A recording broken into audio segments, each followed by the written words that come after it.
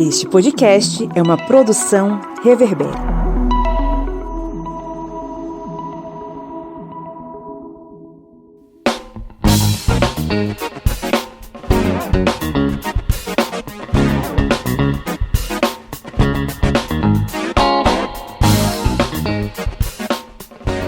Olá, historiantes! Está entrando no ar mais uma vez o seu programete sobre as ciências humanas, é o podcast do Historiante. Aquele podcast que se transformou na trincheira final contra o império da ignorância e do fascismo e que a cada semana te traz algumas reflexões interessantes sobre os mais variados assuntos. Eu sou o Pablo Magalhães e estou aqui acompanhado dele, o homem que criou um soviete na Vila Eduardo e luta contra o capitalismo utilizando-se das suas próprias armas, que é a soja, o senhor Kleber Roberto. E aí, pessoal, beleza? Pablo fica aí dizendo que eu tô comendo biscoito de aveia. Bicho, biscoito de aveia, preço tem que tirar metade do fígado, um pulmão, um rim pra comprar um pacote. É isso aí. E também nós temos aqui a presença dele, que curtia um frio, mas a onda de frio já passou, inclusive passou por aqui e eu acho que não volta mais tão cedo, para a tristeza dele, o senhor Felipe Monsanto. Bom dia, boa tarde, boa noite, que bom falar aos ouvidinhos de vocês novamente e tenho boas novas que o frio está de volta a partir da semana que vem aqui em Minas Gerais. Que venha! É o desejo dele, né? Eu acho que não vem não, mas tudo bem. Sigo o Climatempo nas redes sociais e tudo, só para ficar monitorando o tempo. É isso aí. E temos aqui também, diretamente da sala deste apartamento em São Miguel dos Campos, ela que veio fazer uma visita. E também, porque a casa dela também, né? Não é só minha. Senhora Lídia Verônica. Verdade. Oi, gente. Diretamente de São Miguel hoje. Alagoas, isso mesmo. Que estava alagada, né? Com perdão do trocadilho por conta das chuvas. Não, eu entendi porque que se chama Alagoas, né? Pois é. Estamos aqui reunidos mais uma vez em clima de oração para tratar sobre mais um tema instigante, mas que ao mesmo tempo é um tema que envergonha a sociedade brasileira, né? Vamos tratar sobre a necropolítica e todos os seus desdobramentos aí no processo de massacre dos povos periféricos em nosso país. Então é um assunto muito importante para que a gente possa compreender que os casos de extermínio, os casos de genocídio, os casos de chacinas nas periferias não são casos isolados e nem fazem parte de um erro, mas sim de um projeto de dominação muito bem articulado do Estado brasileiro. Vamos para o nosso giro de notícias, né, seu Felipe Monsanto? Bora lá! Criança baleada no Rio foi atingida ao comprar pipoca com a mãe, grávida de 3 meses. Policiais da DRACO, Delegacia de Repressão às Ações Criminosas Organizadas, dizem terem entrado em confronto no fim da tarde de ontem, com 2 suspeitos de integrar o bando do Playboy de Curicica, milícia aliada a Luiz Antônio da Silva Braga, o Zinho, chefe da maior organização criminosa do Rio. Ele é o irmão de Wellington da Silva Braga, o Eco, morto em operação em 2021. Apenas este ano, pelo menos 4 crianças foram vítimas de bala perdida no Rio de Janeiro. A plataforma Fogo Cruzado afirma que, em 2022, 4 crianças foram baleadas no Grande Rio. Uma morreu, todas teriam sido vítimas de balas perdidas. Ontem, uma menina de 4 anos foi atingida na cabeça em Curicica, na Zona Oeste, durante tiroteio. Levada para o Hospital Municipal Miguel Couto, seu estado é grave. A morte como política de Estado. Coluna de Reginaldo Lopes no jornal O Tempo. Entre aspas, a morte no Brasil virou uma política de Estado, comandada por um presidente que teve como símbolo de sua campanha dedos em riste formando uma arma. Fecha aspas. Filmar tem sido reação da sociedade diante de Estado que tortura e mata. Como último suspiro, não das vítimas, mas de vizinhos e familiares, a filmagem tem sido uma ferramenta importante para o registro destes crimes promovidos pelos agentes de segurança pública. Talvez seja a única reação possível de uma comunidade indefesa perante a brutalidade de um Estado genocida. Necropolítica, nossa guerra cotidiana. Segundo o último relatório do Fórum Brasileiro de Segurança Pública, o número de civis mortos por ações policiais no Brasil bateu novo recorde em 2020. 6.416 vítimas fatais, das quais 78% negras. De 2013 a 2020, foram mais de 37 mil vítimas nessas intervenções. Os números são comparáveis aos de guerra, como a da Síria, que no mesmo ano matou em torno de 6.800 pessoas. Dentre estas, cerca de 1.500 civis. Então é isso, bora para o nosso editorial.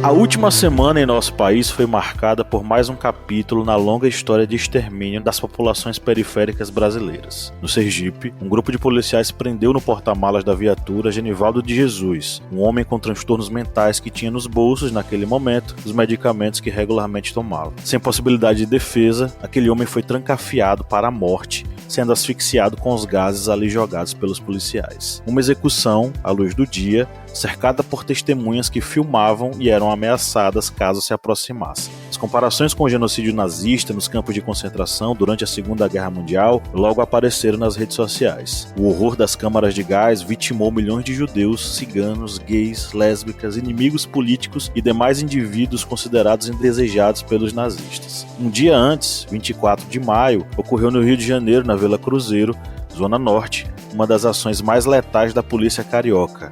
A operação conjunta entre BOP, Batalhão de Operações Policiais Especiais, e PRF, a Polícia Rodoviária Federal, matou 26 pessoas. Na história, apenas a ação na favela do Jacarezinho ano passado foi superior, com 28 óbitos. Os relatos dos moradores evidenciam a truculência e a falta de preparo dos agentes públicos envolvidos. Com a invasão de casas e violência contra pessoas que não tinham envolvimento com crime organizado, os policiais agrediram física e verbalmente os inocentes. De acordo com a polícia, o objetivo da operação era prender uma quadrilha de roubo de carros e cargas. Contudo, a reboque, ceifaram a vida de João Carlos Arruda Ferreira, 16 anos, estudante, Douglas Costa Inácio Donato, 23 anos, ex-militar da Marinha, e Ricardo José da Cruz, 27 anos, mototaxista. Seus corpos foram encontrados no matagal da Vila Cruzeiro. 3 famílias foram destruídas. Chamamos a isso de necropolítica, conceito do filósofo camaronês Achille Mbembe. Segundo ele, necropolítica é o poder de ditar quem pode viver e quem deve morrer.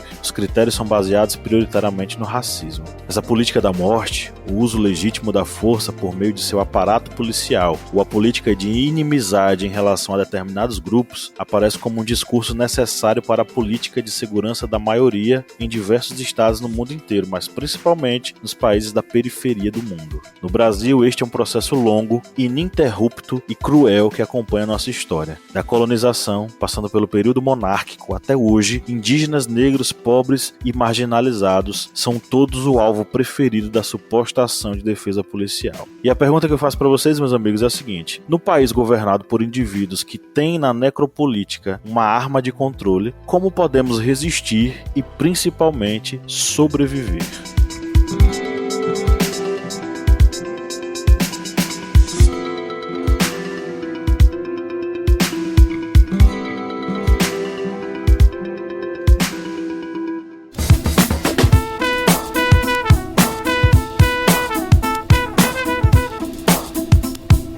Bom, quem curte e acompanha o Historiante pode nos ajudar a manter o projeto, não é mesmo, seu Kleber? Isso mesmo. Você pode ajudar o Historiante de uma forma bem fácil. E faz como? Vai lá no nosso Apoia-se, O link é apoia.se/historiante. E além de estar contribuindo com o Portal Historiante, você também vai ter uma série de vantagens, como fazer parte do nosso grupo secreto no Facebook, fazer parte também do sorteio mensal de livros. Olha só quantas vantagens para você, e tudo isso a partir, olha só, de R$4, que não dá nem para pagar meio litro de gasolina nesse ano agora de 2022. É tão pouco para você, mas é muito aqui para o historiante. Vá lá no nosso Apoia-se e contribua. É isso aí, o link tá na descrição desse episódio.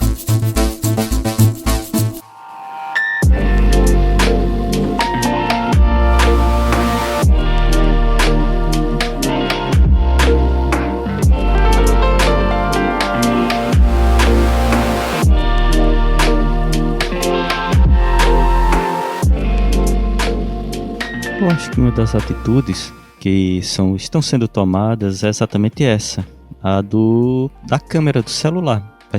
Vai ser uma arma crucial atualmente para lutar contra isso, já que a voz do povo não é mais ouvida por políticos. O brasileiro, infelizmente, conseguiu a proeza de colocar representantes que não representam o povo nas câmaras municipais, legislativas estaduais, em âmbito federal, porque a gente vê imensas barbaridades sendo aprovadas contra a população, ou seja, demonstrando claramente que a população não vai ter mais uma defesa no âmbito político. Então ela vai ter que tomar essa autodefesa.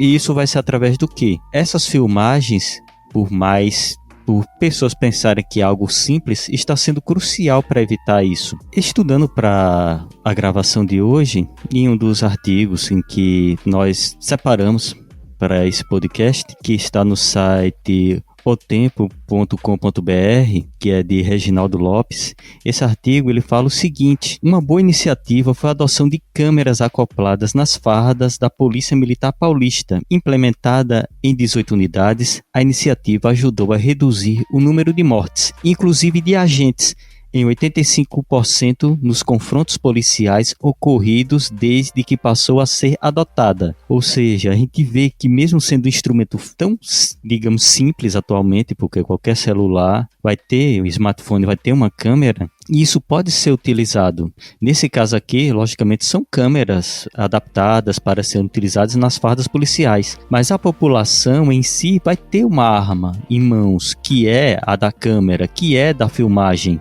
E atualmente a gente vê que muitos fatos ocorrem porque as pessoas acabam tendo aquela noção de que, tanto da impunidade como ainda aquela noção de que eu não vou ser filmado, por isso eu vou fazer isso. Só que a partir desse momento em que estamos em um estado em que há essa necropolítica, então, ou seja, essa política em que vai ser permitido o uso da força do Estado, essa força física contra os corpos das pessoas, e isso aí vai ser permitido em certos momentos, a câmera, a filmagem vai ser algo extremamente importante para ser utilizada exatamente como uma forma tanto de proteger essas pessoas, como até mesmo de proteger as pessoas que estão dentro dessas instituições, mas acabam não fazendo parte dessas atitudes de violência, querem ver a melhoria e acabam muitas vezes sendo colocadas num bojo só de uma entidade que acaba sendo cada vez mais vista como uma entidade apenas de repressão contra a população. Uma forma também de utilizar, né, o uso dessas câmeras, dessas gravações, tudo, é a denúncia em público, né? É postar em redes sociais, é mostrar o que tem acontecido, porque a organização que deveria proteger a sociedade, que deveria lutar pela segurança da sociedade, é a organização que está matando essas pessoas. E essa denúncia, para se tornar público, se tornar grande, igual se tornou no caso do rapaz na Câmara de Gás, faz com que isso tome uma proporção necessária para que se divulgue, para que se denuncie nos órgãos superiores, né? E dentro disso é muito importante a gente pensar nas pessoas que a gente vota. E eu volto a falar, né, a respeito da eleição, de tudo que a gente vai passar por esse ano. Uma das pessoas que me chama muito a atenção e que eu admiro muito o trabalho dela, que tem feito muito isso no caso de São Paulo, de situações de São Paulo, é a Erika Hilton, que é uma mulher trans, é uma vereadora de São Paulo, a mais votada do estado de São Paulo, que ela tem trabalhado para isso, ela tem trabalhado nessas denúncias e denunciando essas organizações e esse excesso de poder, esse excesso de violência que tem sido causado por nessas situações, né? Então a gente precisa pensar muito nisso, utilizar das ferramentas que a gente tem, né? As gravações, as denúncias, o voto, que é muito importante, para a gente poder tentar lutar contra essa necropolítica que tem acontecido ao longo desses últimos anos aí no Brasil, né? Durante todos os últimos 500 anos aí que a gente tem de Brasil. Acho que também é válido a gente mencionar aqui a questão que a gente trocou nesse assunto, né, no último podcast, mas também faz parte desse projeto, né, de morte, que é a militarização da nossa polícia, né?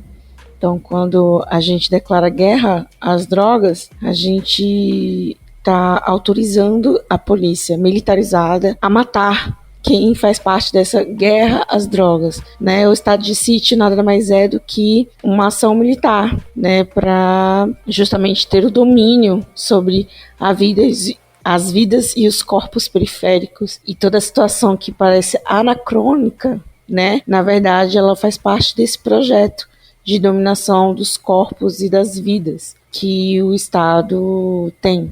E, com certeza, a militarização da nossa polícia faz parte desse projeto. Então, toda ação que parece excepcional da polícia, na verdade, é um projeto. Quando você sitia a periferia, quando você faz essas operações por tempo indeterminado, né, nada mais é do que esse projeto da necropolítica, né? Muitas das vezes a gente ouve, né, pessoas falando, é um acidente, não é um projeto, tudo, mas assim, é tão comprovado que é projeto e a coisa é tão nojenta e tão escancarada que vazou na internet, aliás, não sei se vazou, né, jogaram na internet, no Twitter, essa semana, no final da semana passada, um vídeo de um professor de cursinho para polícia, ensinando exatamente o que aconteceu com o rapaz na câmara de gás. Ele falando que ele mesmo já fez isso, colocando uma pessoa na câmara, dentro como que chama aquele lugar? No porta-mala ali, onde coloca a pessoa presa, e jogando gás para asfixiar a pessoa. Então, assim, isso é ensinado, isso é mostrado de maneira explícita dentro de um curso, dentro da preparação dessas pessoas. E isso não pode acontecer. A polícia, ela é feita para defender a gente, não para matar. E é isso que tem acontecido. Mas a milícia, ela trabalha em conjunto com a necropolítica, né? Quando a gente assiste aquele Tropa de Elite 2, né, a gente tem essa certeza, né, de que a milícia, ela faz parte desse plano político de deixar viver, né, e de morte. Mas assim, ela é um dos braços, né? Sim. Então, assim, como eu falei, né, o político é lacaio da burguesia e a polícia é lacaio do político. Então, assim, obviamente que a gente não pode generalizar, né, as situações, nem as pessoas que constituem as instituições, mas de uma forma ampla, assim, né, existe um resultado muito grande, em larga escala, né, do comportamento institucional racista que a polícia vem tendo, né. Então, assim, ela anda em parceria com a política, a necropolítica, né? É interessante vocês tocarem nesse assunto. Essa questão do projeto, por que, como vocês muito bem ressaltaram, a gente não pode entender isso como casos isolados? Inclusive tem até uma história que aconteceu com o próprio Perfil do Historiante. Um dia desse, a gente fez uma postagem sobre o caso que aconteceu lá da Câmara de Gás, que vitimou o Genivaldo de Jesus no Sergipe. E aí o que aconteceu? Uma pessoa se manifestou dizendo que nós estávamos deturpando a história, que essa pessoa que falou, é quem sabia de segurança pública, porque era um psicólogo que estuda esse assunto, e ele queria né, dizer que é aquela velha história, isso tá errado, mas vocês têm que ver o contexto, que a luta contra os bandidos, os traficantes, tem que ser assim, assim, assado. E depois ele fala, quando eu falei pra ele que se tratava de uma pessoa com problemas mentais e que não tinha absolutamente nada a ver com... Por exemplo, o Genivaldo foi pego porque ele estava andando de moto sem capacete. Aí depois disseram, mas ele era uma pessoa com transtornos mentais. E esse cara disse, vocês têm que lembrar que pessoas com transtornos mentais precisam de uma abordagem diferente da polícia e que em muitos casos é necessário utilizar violência para conter. No BO que os policiais rodoviários fizeram, não está lá presente o fato do Genivaldo ser uma pessoa com esquizofrenia. Isso não está no BO, ou seja, eles sequer lembraram disso. E o cara relevou a execução dizendo que a gente é esquerdista e que os esquerdistas querem contar uma narrativa deturpando os fatos, que a análise foi rasa, enfim. E o que é que a gente postou? A gente postou que aquilo era um projeto de extermínio das populações periféricas no Brasil. O que são populações periféricas? Você que está nos ouvindo, querido e querida ouvinte. As populações periféricas são as pessoas que ocupam os espaços marginalizados da sociedade e que em sua grande maioria são pessoas pretas e pardas. Em sua grande maioria são mulheres. Em sua grande maioria são pessoas com deficiências.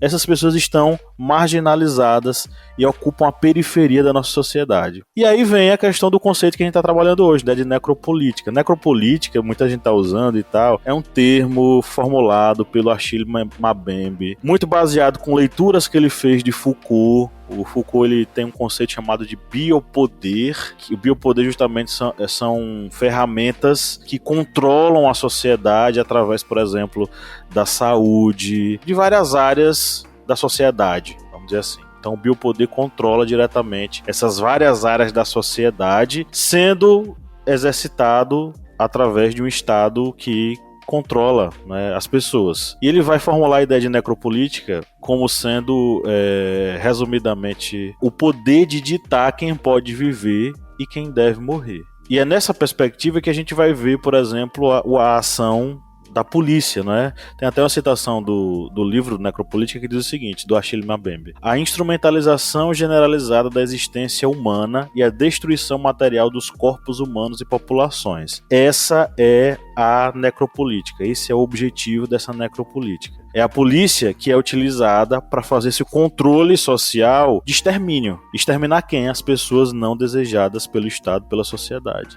Mas isso não existe, no Brasil todo mundo é igual e tal. Vamos para os dados então. Tem uma plataforma chamada Fogo Cruzado, que afirmou que em 2022 4 crianças foram baleadas no Rio de Janeiro, né? E aí foi uma notícia que a gente já leu aí ao longo do giro de notícias.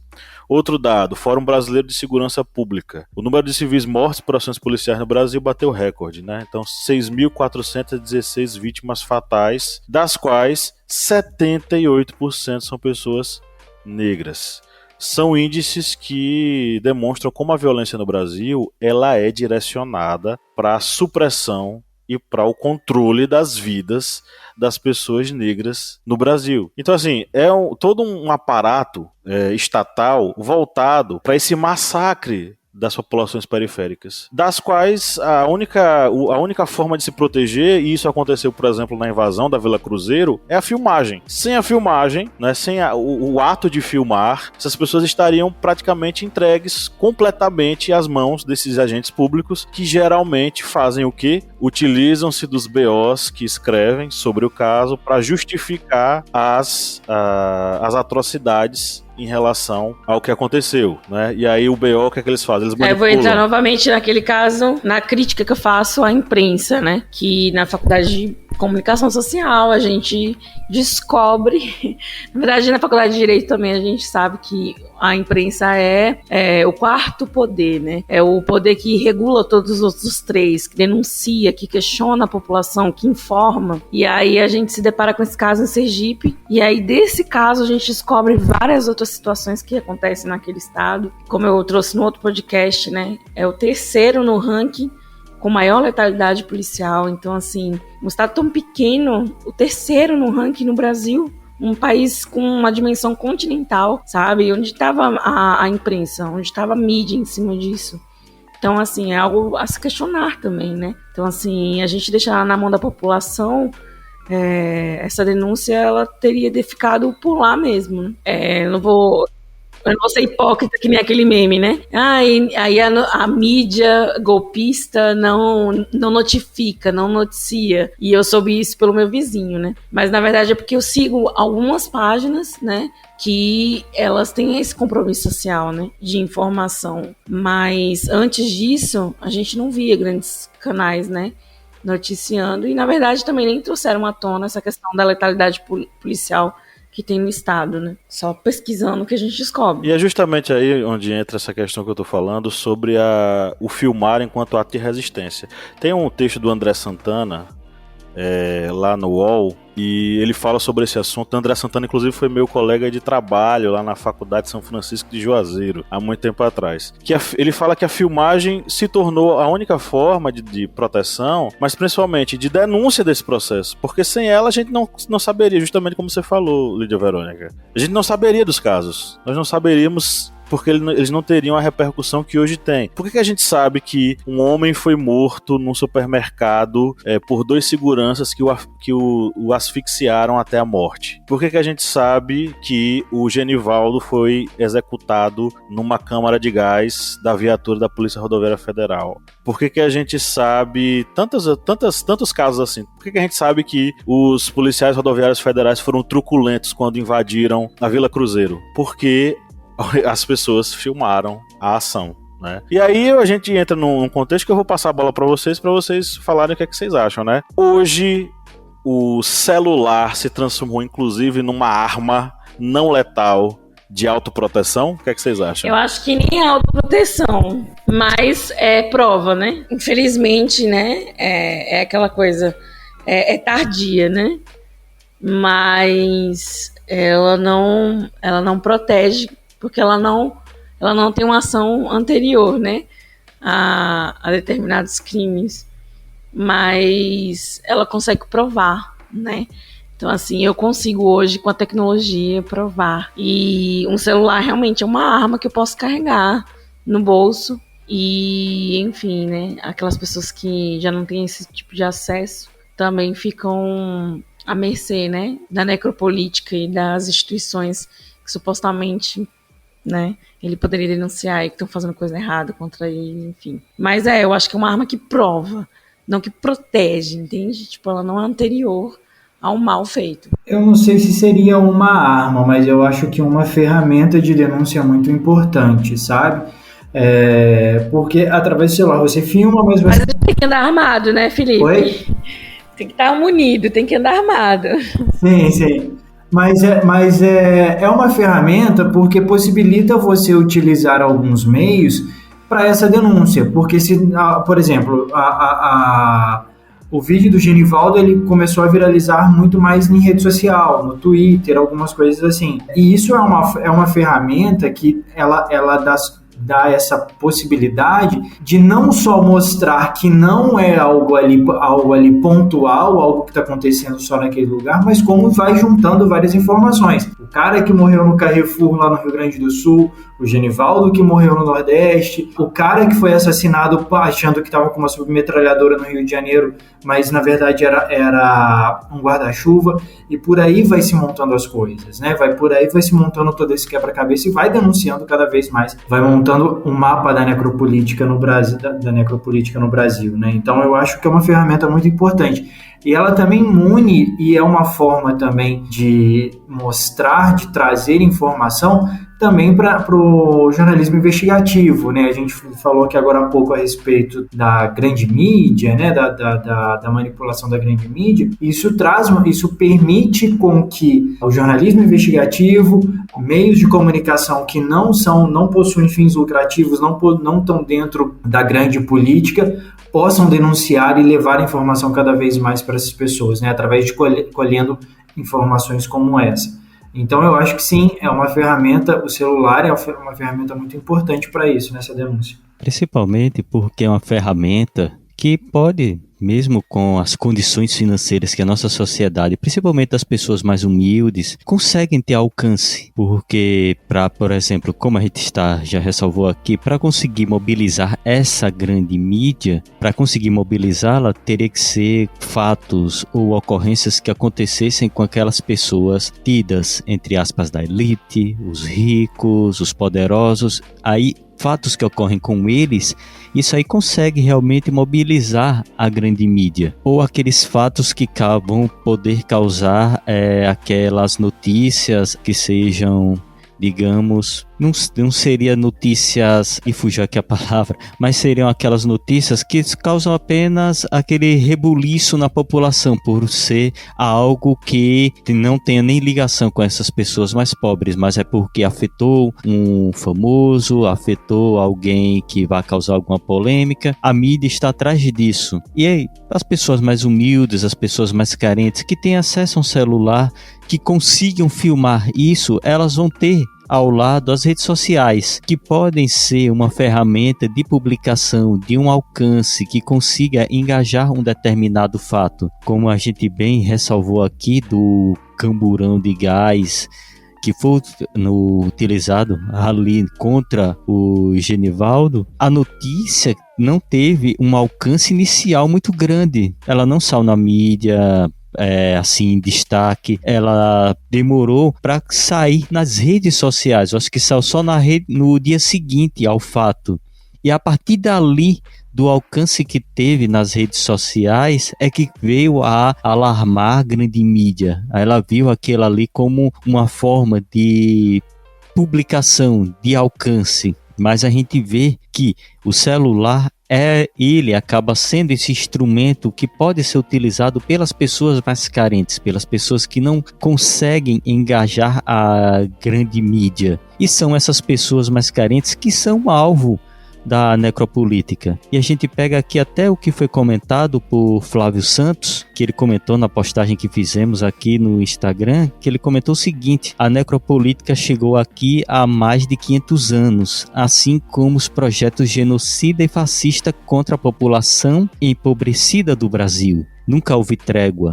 A diferença é que agora tudo está escancarado e já não se esconde mais. Ou seja, Flávio ele conseguiu aqui numa digitada só pegar todos os pontos que estão sendo abordados. A questão da necropolítica que ataca os mais pobres, que agora não é algo mais escondido, porque tem agora essa ferramenta dos celulares. E é algo que, tendo esse engajamento nas redes sociais, vai conseguir esse alcance depois, posteriormente, dentro da mídia, por causa dessa pressão que a população irá fazer através das redes sociais.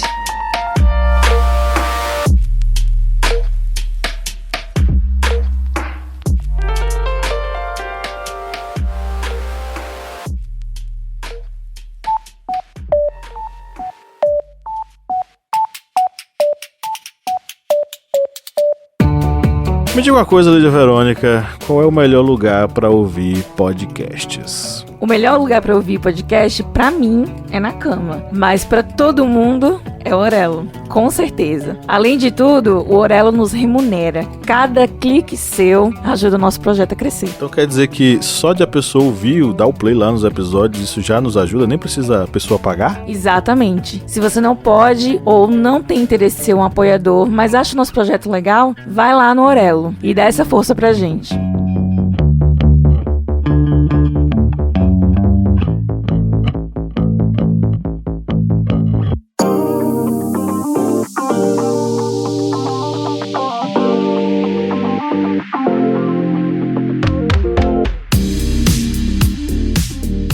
Eu fico pensando aqui, por exemplo, sobre essa coisa da atuação da polícia nas zonas periféricas, né? E não tem como esconder nem como negar que os principais alvos da polícia, de fato, são as pessoas tidas como inferiores, biologicamente falando, inclusive, né? Ainda persiste essa noção de inferioridade ou de aquela ideia de sangue ruim. Não sei se vocês já ouviram falar sobre disso, mas era uma coisa muito utilizada, principalmente no Brasil colônia. O sangue ruim estava associado às pessoas negras e aos indígenas. Eles seriam parte que passaria adiante esse suposto sangue ruim, e era justamente essa ideia que justificava o processo de embranquecimento. No Brasil nós tivemos uma política de embranquecimento, foram trazidos para cá, ou convidados a vir para cá, vamos dizer assim, imigrantes europeus, né, italianos em grande maioria, mas também alemães, austríacos, enfim, para que houvesse um processo de embranquecimento da sociedade brasileira. A mão de obra escravizada negra foi substituída pela mão de obra assalariada europeia, branca, em detrimento da falta de perspectiva em que muitas pessoas negros e negras passaram após a abolição da escravatura. Então, é um processo muito antigo que continua em nossa sociedade porque ele criou raízes. A polícia é um braço armado para permitir que esse controle sobre essa população continue existindo. E que a necropolítica busca a criação de, vamos dizer assim, de zonas de morte.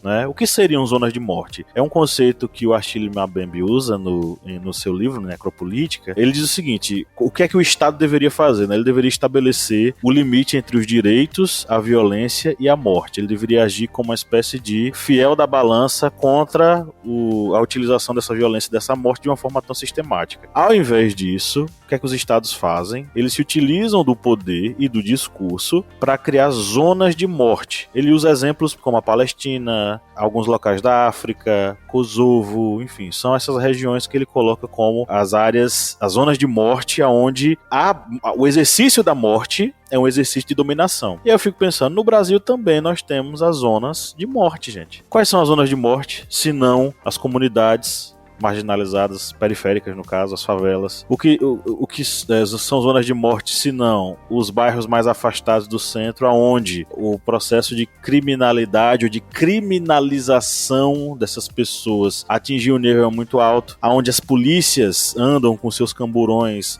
abordando de torto a direito pessoas que são inocentes, mas que precisam ser abordadas para que a polícia mostre certo domínio sobre as pessoas. E aí está a grande questão. A morte, ela é um processo de dominação. O seu direito de matar, o direito que o Estado tem de matar, ele meio que transforma o policial num cara acima de todas as leis. Ele é o juiz, ele é o promotor, ele é o advogado, e ele é o executor da pena em muitos casos, que é o que aconteceu aí em todas essas notícias que a gente leu e todas as notícias que existem que a gente não mencionou. Então, meio que esse direito de matar que o Estado tem empodera policiais que, de certo modo, se sentem, vamos dizer assim, superiores com o direito de vida e morte sobre indivíduos periféricos. O que é que vocês acham? Eles se sentem muito superiores a partir do momento que existe uma política que fala que vai autorizar para atirar na cabecinha,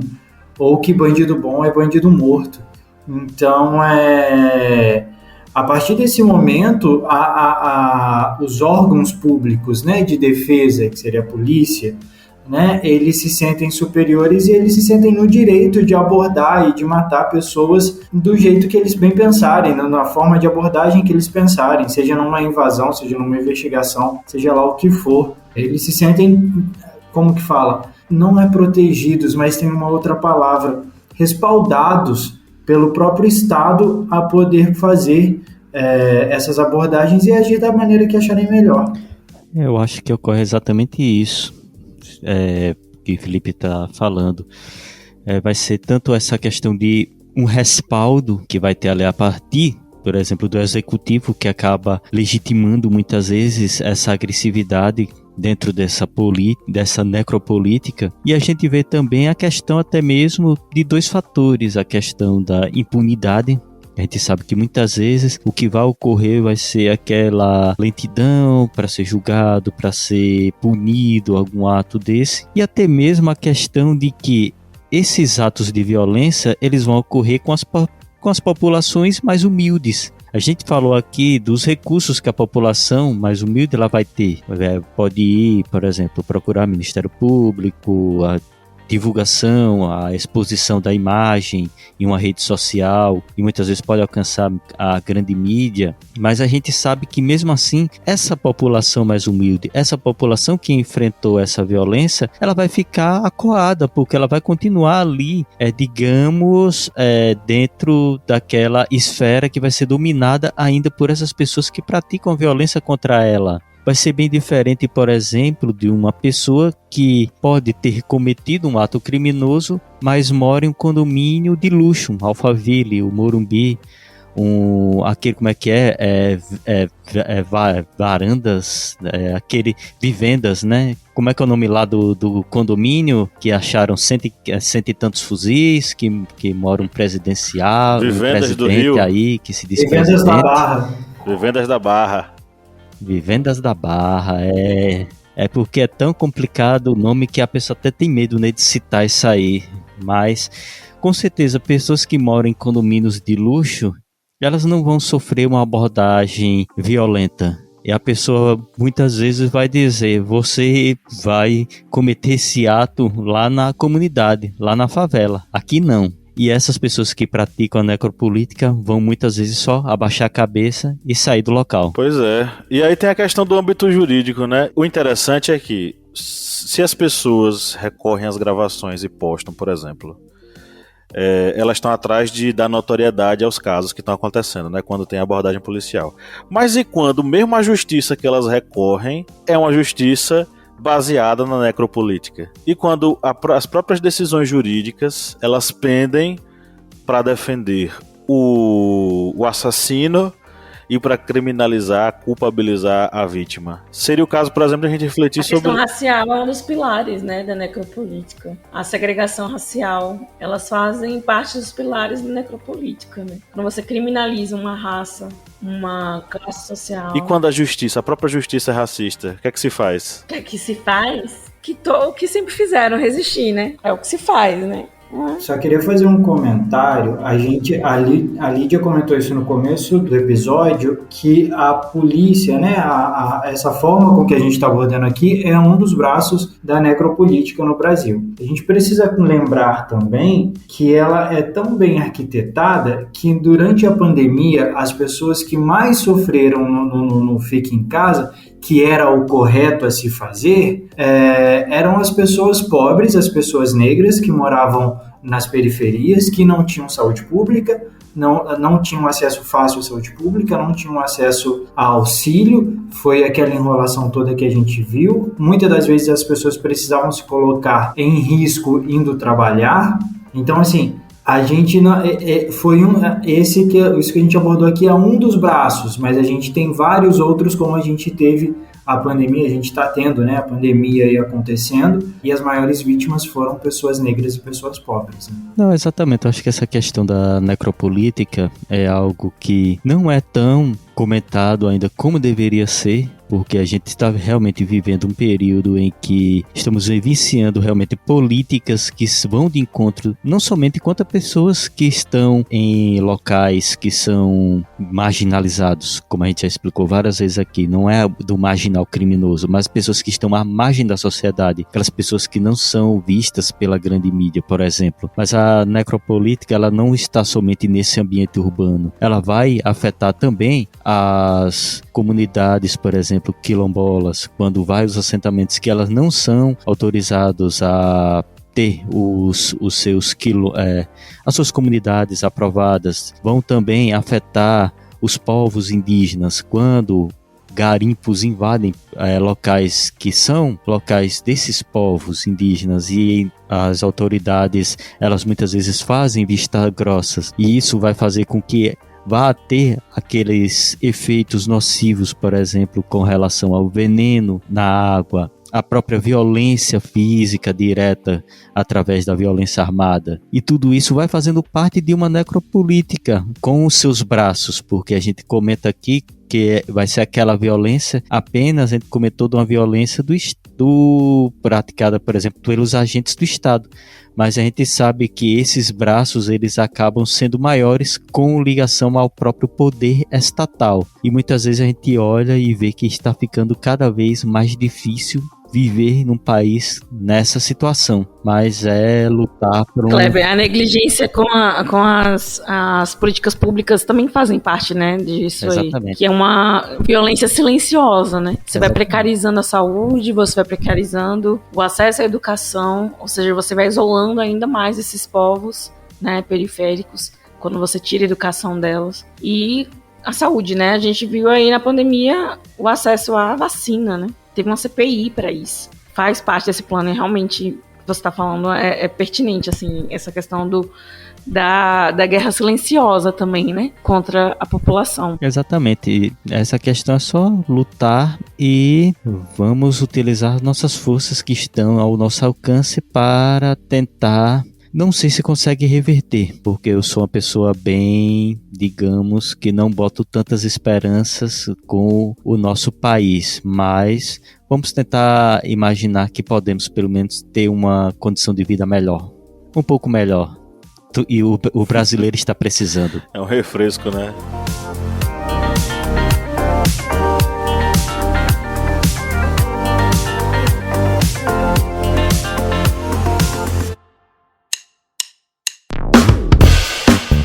Você que é nosso ouvinte, que acompanha esse podcast a cada semana e adora ouvir os nossos papos, que tal a gente fortalecer os nossos laços de amizade? É simples demais e nem precisa pausar o episódio, né, Felipe? Exatamente, Paulo. Se você está ouvindo a gente agora, seja no Spotify ou seja na Apple Podcast, para a gente ficar mais íntimo, para a gente falar cada vez mais ao seu ouvidinho, você faz o seguinte agora. Enquanto está ouvindo a gente, vai lá, avalia a gente no seu aplicativo de áudio. Vai lá no Spotify, dá 5 estrelas pra gente. Vai lá no Apple Podcasts, dá 5 estrelas pra gente. Isso fortalece o nosso relacionamento e você fica cada vez mais perto da gente. Faz isso pra gente, dá essa moral lá agora.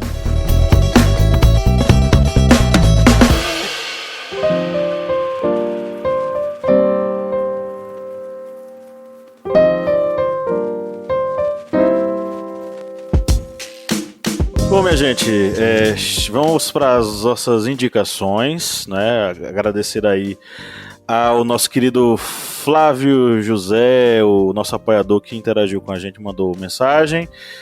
E vamos para as indicações que são um oferecimento para os nossos apoiadores, né, Lídia Verônica? É verdade, esse momento nós dedicamos aos nossos queridos apoiadores que fazem esse projeto acontecer e nos incentivam, né? E vou aproveitar este momento, né? Além de indicar, vou mandar aquele abraço, aquele beijo para os nossos apoiadores Maria Milena Farias Martins, Reinaldo Coelho, Rodrigo Paolo Terra de Oliveira e Jamile Padoim. Galera, um abraço. Do fundo do coração, a gente agradece aí o seu apoio, agradece o seu apoio, e isso fortalece, né, o nosso projeto e a nossa alma também, né, a gente não se sente tão perdido e sozinho nessa estrada. Então vamos às indicações. Quem vai começar aí com uma leitura, um filme ou uma série? Posso começar? Eu vou indicar aqui um filme, que é um filme que eu acho que quem não assistiu tem que assistir. Você assistiu Bacurau?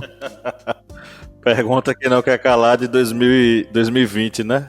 E até hoje, quando eu falo para alguns grupos aí conservadores, e Bacurau, eles ficam com cabelos em pés e alvoroçados, porque bate bem no estômago ali deles, porque Bacurau vai exatamente direto nesse ponto. É um dos pontos que é abordado ali no filme, é essa necropolítica, porque a gente vê ali autoridades do Estado que permitem que ocorra violência contra a população por pessoas mais poderosas com poder financeiro de financiar a caçada humana em Bacurau. E isso aí a gente vê no filme essa questão da necropolítica e a gente vê a reação popular contra essa violência, que é feita através da própria reação violenta da população, como uma revolução. Aí dá vontade de levantar a bandeira vermelha ali com a foice e o martelo e mandar a bola pra frente. Mas essa indicação desse filme é exatamente para vocês perceberem que um desses traços que tem de Bacurau, que são vários pontos que a pessoa pode ali abordar, é exatamente essa questão da necropolítica. E como indicações musicais, eu vou indicar duas músicas que são músicas do novo álbum de Ratos de Porão,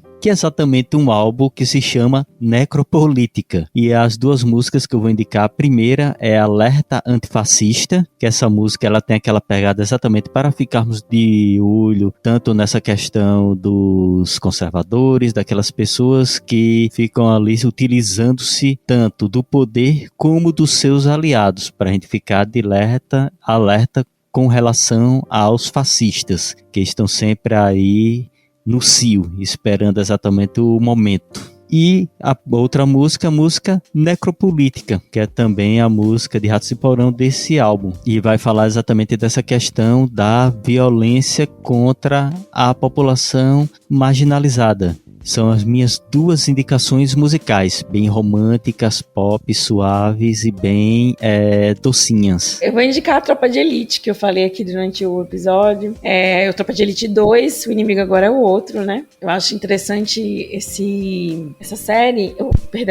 acho interessante esse filme, porque ele traz a política trabalhando diretamente, né, com os crimes que acontecem nas comunidades periféricas e não jogando inteiramente, né, 100% nas costas da polícia a responsabilidade pelos crimes que acontecem, né? Enfim, pela existência da milícia. Não é um projeto só, né, dentro da instituição, mas de todo o sistema político brasileiro, instituição, enfim. Estamos todos ligados, coligados. É isso.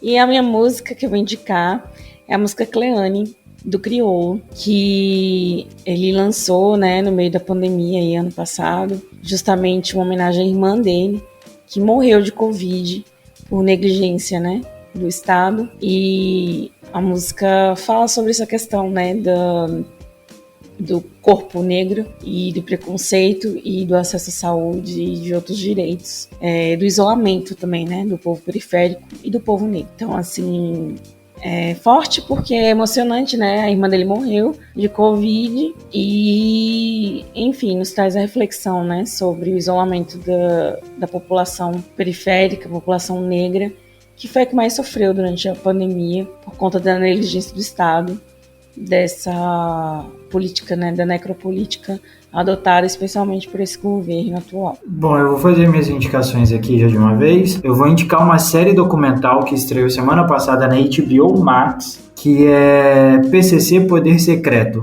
É uma série de 4 episódios que conta desde o início e o porquê que surgiu o PCC dentro das prisões no estado de São Paulo, como cresceu, como se desenvolveu. Aí conta a história de pessoas que fizeram parte, de pessoas que foram afetadas, de pessoas que são afetadas até hoje dentro do PCC, e conta em paralelo ali a evolução da justiça, o desenvolvimento da justiça aí, e o desenvolvimento da polícia, né, a atuação da polícia durante esses quase 30 anos aí do PCC, do estado de São Paulo.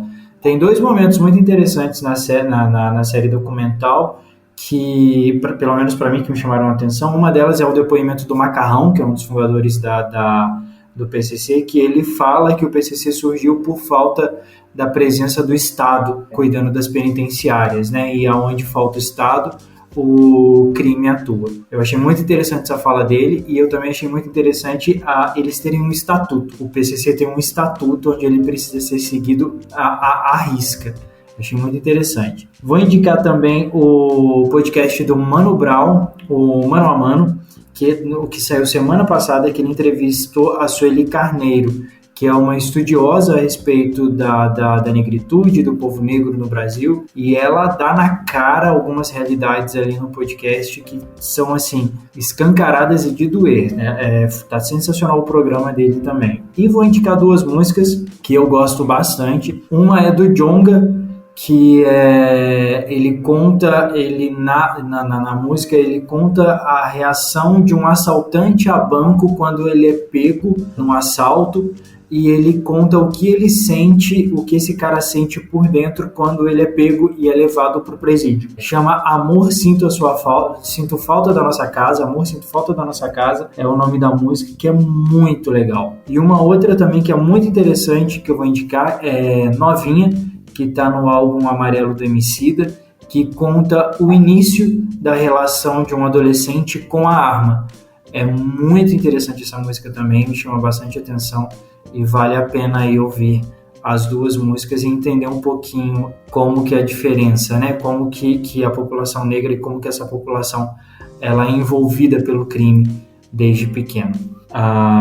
São essas as minhas indicações dessa semana. Massa, arrasou. Bom, eu vou indicar aqui um filme que eu assisti na Netflix, chama-se M8, Quando a Morte Socorre a Vida. Ele é um filme baseado no livro de Salomão Polakiewicz e ele narra a história do Maurício, que é um jovem periférico e negro que ingressa numa faculdade de medicina por meio das cotas, né? Na aula de anatomia ele vai se deparar com um cadáver chamado M8, que é de um homem negro. A partir daí é que se constrói toda uma história em torno da utilização desses corpos de homens negros nas aulas de anatomia e em como a dificuldade de identificar o corpo daquele homem resvala também no fato de que muitas pessoas, muitos homens negros, eles acabam sendo assassinados, acabam sendo mortos e pouco importava quem eles eram de verdade. É uma metáfora que faz parte do filme, né? Para indicação de música, eu vou indicar Ponta de Lança, do Rincon Sapiência, que é um rap muito bom, muito bacana, muito interessante e que é a trilha sonora do filme M8. Então é isso, galera. Foi muito bom estar com vocês. Chegamos à reta final da nossa gravação. Você que nos ouviu até agora, parabéns. Você não imagina a guerra que foi gravar esse episódio até o final com tantos problemas de conexão que nós tivemos. Mas é isso, o carinho é recíproco porque a gente adora quando você chega até o final e ouve a gente dar o nosso tchau. Então é isso, um grande abraço. E no 3 vamos dar o nosso tchau coletivo. 1, 2, 3. Tchau! Tchau!